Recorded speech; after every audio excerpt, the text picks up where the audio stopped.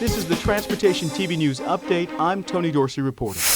A campaign to get the public talking about transportation hit the streets on Wednesday, January 19th, outside of busy Union Station in Washington, D.C. We've asked our industry allies to join us today to share a message for Congress and the President. What I'd like to start with is what we need them to know is how important it is to pass a long-term highway and transit bill this year. Flanked by the American Public Transportation Association Vice President Art Gazzetti and the Associated General Contractors of America Executive Director of Public Affairs Brian Trammell, John Horsley, Executive Director of the American Association of State Highway and Transportation Officials, launched the What I Told Congress campaign, a social media initiative designed to give transportation users a voice in the debate about how to fund and set priorities for federal surface transportation programs. What our members are telling us is that congestion, unreliable shipping schedules, aging roads are adding to their cost of doing business by an estimated $20 billion a year, and that's actually adding to the length of time it takes for construction firms to complete a project by almost a week. So in a market that's hyper-competitive, our transportation system is actually making it more difficult for construction companies to be successful. So our members are anxious to share their stories. Today being a weekday, about 35 million trips will be taken on public transportation.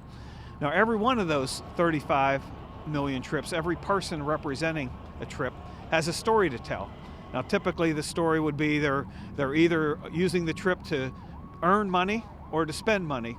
Good medicine for the economy either way. Transit users, commercial truck drivers, motorists, and construction workers, everyone is encouraged to tell members of the 112th Congress about their transportation priorities, ideas, and personal stories. Mr. Horsley says while many new members of Congress were elected on platforms calling for deep cuts in spending, he doesn't believe voters were telling lawmakers to cut transportation projects at home. Most constituents would say, well, not now. We need more investment in transportation. We need our potholes fixed. Please don't shortchange my community. Immediately after the event, held near the U.S. Capitol, the trio of transportation leaders handed out cards directing people to AASHTO's Facebook page at www.transportation.org/IToldCongress. Already, a number of people have weighed in on their concerns, from traffic congestion and safety to high-speed rail and job creation through greater investment in transportation projects. Washington Post columnist Dr. Gridlock wrote an article about the campaign on his popular blog, prompting several of his readers to chime in.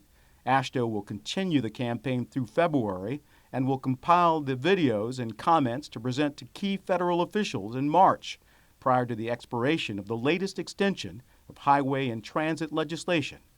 Post your comment at www.transportation.org/IToldCongress. If every cloud has a silver lining, then the good news about the recession was its impact on traffic. According to an annual study done by the Texas Transportation Institute at Texas A&M University, traffic during the peak of the recession was better than it had been in a decade. The reason, of course, was that fewer people were on the move due to massive layoffs and reduced consumer spending. Prior to the recession, the study found that highway users wasted 5.2 billion hours stuck in traffic. In 2008, at the height of the recession, that number dropped to 4.6 billion hours.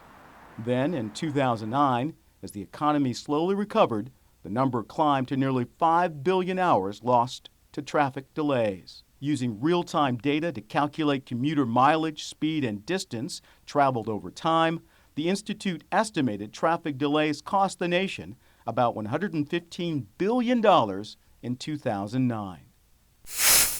And finally this week, Chinese President Hu Jintao's visit to Washington, D.C. has been big news for transportation.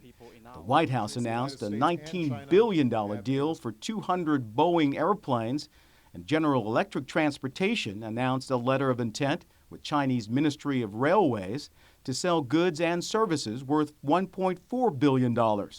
The GE deal reportedly includes $350 million for locomotives and railway signaling systems.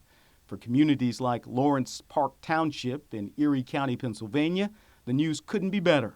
After cutting nearly 1,500 jobs in 2009, the GE plant has already begun calling people back to work.